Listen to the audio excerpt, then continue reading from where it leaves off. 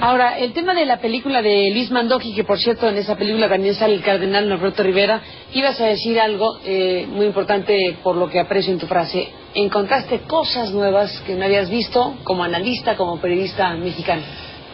Sí, decía yo que yo soy de los que considera que el 2 de julio se resolvió así y nos dejó un mal sabor. Y yo lo explicaba sobre todo en términos del contexto en el que se habían dado las elecciones. Es decir, yo no tenía ninguna duda de que los poderes de facto, el presidente, los empresarios, la red de intereses de este país, operó para obstaculizar el triunfo de Andrés Manuel López Obrador en el proceso de la campaña, el IFE mismo, etcétera. Pero que sin embargo, mi hipótesis era que en la jornada electoral misma, el voto de los mexicanos había sido más o menos así, como nos enteramos, más allá de algunas incidencias. Esa era mi hipótesis. Y se alimentaba sobre todo porque la defensa que hizo el PRD los primeros días de la noción de que había habido fraude, la verdad me pareció bastante poco sólida. Daban cuenta de algunos incidentes y de que si algún funcionario de casilla del propio PRD se había vendido o no. Realmente parecía pobre la argumentación, ¿no? Con lo cual te quedó la sensación de que en efecto podían tener razón en el sentido de que no había sido una justa equilibrada, porque los poderes se habían inclinado hacia una de las partes. Sin embargo, y ahí voy con la película nos da argumentos, Carmen, que no teníamos sobre la mesa, en el sentido de qué pasó en esas sesiones distritales, de qué pasó con 1,5 millones de votos cuyas boletas no están o están de más. 800,000 no están y 700,000 aparecieron de más en urnas donde no debería haber, superaban el número aritmético de las que debería haber. Pero sobre todo lo que pasó en estas reuniones distritales donde vemos filmado votaciones en donde se dice, oiga, aquí debe haber 100 votos más y aquí está el número alterado. Ok, ya lo escuchamos, votemos. No podemos votar, tenemos que abrir la urna porque está comprobado. No, votemos y claro, agandallan con el voto, ¿no? Es decir, la película nos pone sobre los ojos evidencias de que en esa jornada electoral hubo una vulneración del voto de la población. Armado a nuevos datos que nos estamos enterando, un libro nuevo que está circulando sobre la maestra Elbester Gordillo y cómo operó ese 2 de julio. ¿De Ricardo Rafael? En efecto, un libro que se llama Los socios del Elbester. El último tercio de ese libro trae entrevistas con personeros del Elbester Gordillo, que de alguna manera han perdido su confianza y ahora están hablando, y dan cuenta de cómo se operó en esa jornada. Y solo doy un dato que a mí me parece espeluznante, ¿no? Dice que ellos detectaban cuáles eran las casillas que en donde históricamente no se completa el número de funcionarios, por la región, por lo que tú quieras, pero no llegan. Entonces ellos ahí colocan a personas desde las 4 de la mañana para que con el principio de el primero en la fila necesariamente entren como escrutadores. Y cuando tenían ellos más de 2 en una casilla, entonces operaban el siguiente mecanismo que consistía en cansar y al final alterar la suma. Bueno, el autor no se compra ese argumento, el autor del libro, Ricardo Rafael, no se compra el argumento y dice, bueno, vamos a ver.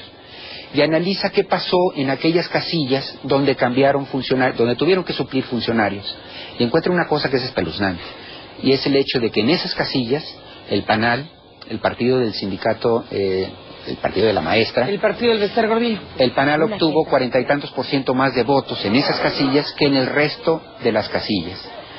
Más aún, donde se cambió secretario de la casilla, que es una posición importantísima, aumenta a 48% a favor el voto del PANAL con respecto al resto, y el PRD cae 20% en esas casillas donde se sustituyó funcionario con respecto al universo de las casillas. Es decir, un dato que no podemos ignorar, pues, en donde parecería entonces que sucedió algo mucho más grave de lo que habíamos creído en esa elección. Entonces, la película me parece importante de suyo, me parece que hay que verla, por ese momento hay que verla, aunque y un par de momentos más. Vi en tu artículo del Universal, publicado el día de hoy, publicado el domingo, el día de ayer, mejor dicho, que se llama La Bolsa del Elbester y el Fraude, en donde haces mención precisamente de parte de lo que nos estás contando ahora, y en donde mencionas cosas como que esta película ha tenido intentos de boicot y serios problemas de difusión y de censura en la radio y la televisión. Bueno, parte de la historia, ¿no? Sin duda, porque bueno, el contenido de la película a mí me parece explosivo, en la medida en que lo vea sectores de la población cada vez más amplia. Me parece que es un error haberle puesto el nombre del fraude, porque de alguna manera deslinda entre creyentes y no creyentes. Es decir, la gente que cree que hubo un fraude o que pasó algo raro va a ir va a ver la película. La gente que no cree que hubo fraude no va a ver la película, con lo cual acaban finalmente predicando a los conversos, pues, cuando en realidad es una película que debería ver toda persona interesada en la actualidad, independientemente de quién vote, porque no se trata de si le iban al Peje o si le iban a Calderón, en el fondo, Carmen.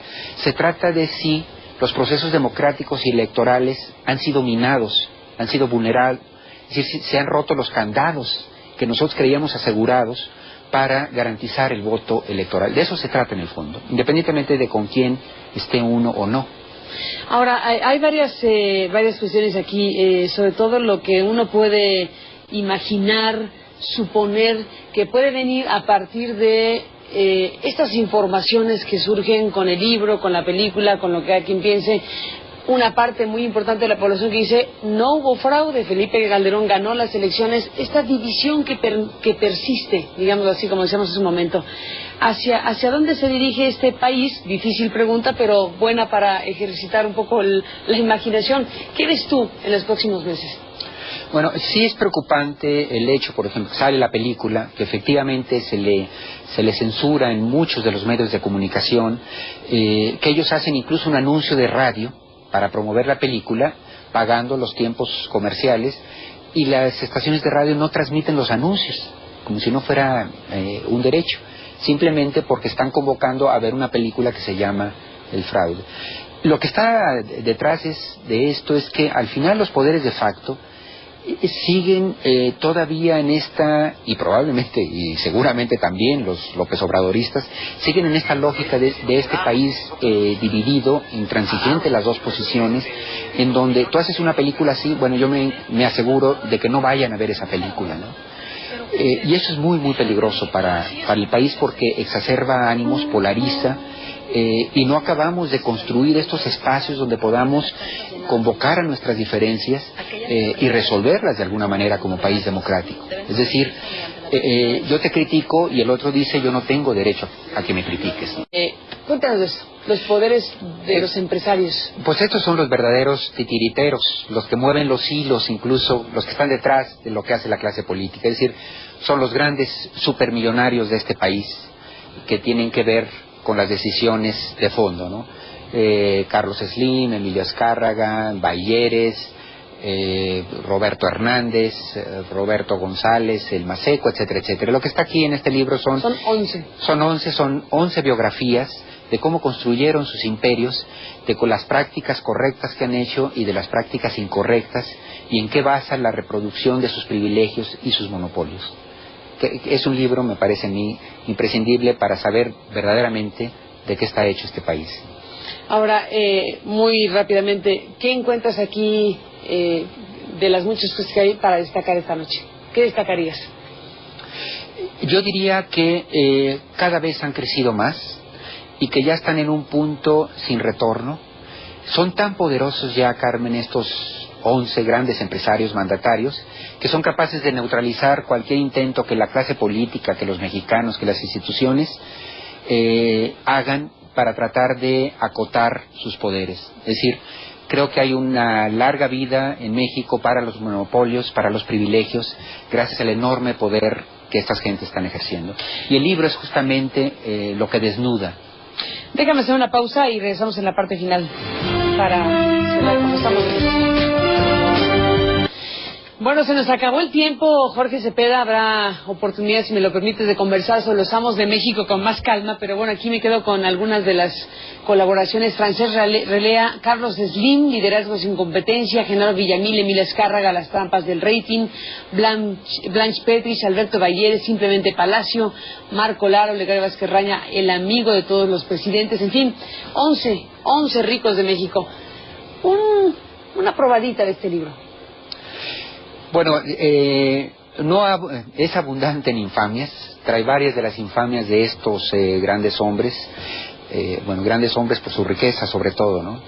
Pero bien, interesante, yo diría que no hay que perderse lo que está haciendo Roberto Hernández en la península de Yucatán, los despojos, las acusaciones que ha tenido en algunos expedientes sobre narcotráfico, cosa que viene en el libro, o del otro lado, si se quieren historias más rosas, lo que está tras bambalinas de la boda entre María Asunción Aramburu Zavala, A14, como ella se firma, por las 14 letras de su apellido, que es impronunciable, la boda con el embajador de Estados Unidos en México, Tony Garza, y las posibilidades o las pretensiones de llegar a la gobernatura de Texas, ¿no?